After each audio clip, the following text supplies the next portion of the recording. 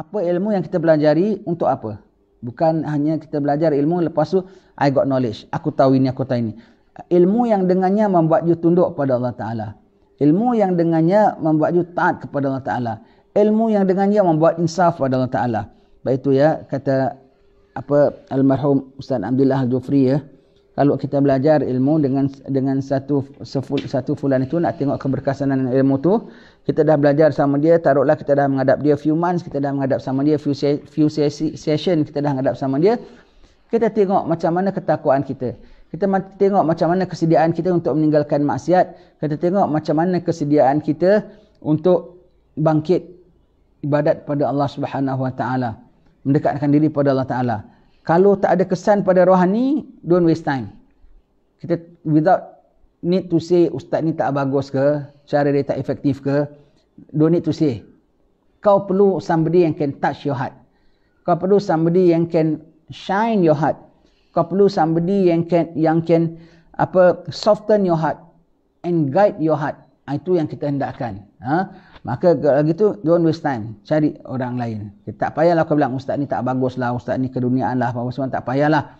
Tapi kau perlu lain. Kita kalau pergi doktor tak baik, jangan nak ulang doktor itu. Maknanya orang bilang tak rasi kan? Tak rasi. Ini kalau belajar ilmu, biarlah belajar ilmu yang ada kesan kepada kerohanian kita. Bukan setakat zahir saja. Bukan ilmu, aku tahu ini, aku tahu ini. Ilmu mesti macam mana rohanimu pada Allah Ta'ala. Hatta ilmu-ilmu zahir sekalipun. Hatta ilmu yang kalau kau nak belajari ilmu zahir, macam ilmu sembahyang, ilmu fiqah sekalipun. Itu kan zahir. Tapi membawa apa tahu? Kau sembahyang, membuat kau rasa Allah, aku menghadap Allah. Dengan seberapa cantik aku nak menghadap Allah Ta'ala. Ingat Allah itu. Sembahyang aku sekarang orang tak boleh bilang sembahyang aku sembarangan. Aku dah tahu syarat rukuk, aku dah tahu syarat sujud. Orang bilang, kalau itu macam punya ilmu, bukan bilang jangan belajar. Betulkan cara pembelajaranmu, betulkan niat pembelajaranmu sampai ada hasil rohani walaupun belajar ilmu zahir sekalipun. Walaupun belajar ilmu zahir sekalipun yang boleh sampai membawa kepada sentuhan pada rohani. Kalau apatah lagi kalau you belajar ilmu rohani, belajar tasawuf, belajar kitab penawar bagi hati, belajar ayyuhal walad, tapi hatinya tak tersentuh. Bukan kitab ni tak bagus, you have to do something. Sampai benda tu boleh masuk dalam hati you. Di antaranya ya, kalau tak nak sampai ilmu tak tembus di hati kita, nombor satu, kena jaga hati tu jangan dihitamkan. Nombor satu, kena jaga pemakanan ya. Jangan makan benda yang bukan-bukan, jangan makan benda yang syubhah, jangan makan benda yang bimbang, ragu, jangan makan. Jangan makan haram, jangan cakap sekali. Syubhah pun jauhkan sekali. Syubhah seperti apa? Sekarang banyak benda syubhah. Dulu kalau kita tak tahu dulu kita tak tahu benda-benda yang kita ingatkan ada cap halal, tapi sekarang ada cap halal tapi kita bimbang dan ragu. Cari yang kau confirm halal. Barulah kau makan. Jangan makan yang benda yang ada ragu-ragu. Jangan tu semua tu banyak syubhah. Walaupun ada cap halal 100 cap halal sekalipun.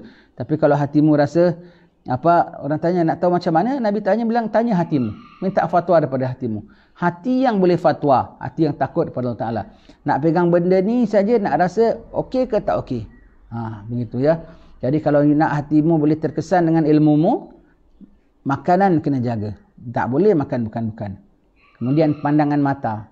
Kalau makanan bukan-bukan terus membangkitkan kita jadi malas ibadat, jadi tak suka ibadat, tak seronok ibadat, tak ada kerohanian ibadat. Kalau pandangan mata tak jaga, betul-betul boleh membangkitkan suka maksiat pulanya. Jadi kena jaga. Teruslah yang lainnya pun, pendengaran telinga, pertuturan pun nak kena jaga juga supaya terpelihara nanti ilmu yang kita belajar tu ada kesan dalam hati. Kadang walau ilmu pertukangan sekalipun. Boleh terkesan dalam hati ya.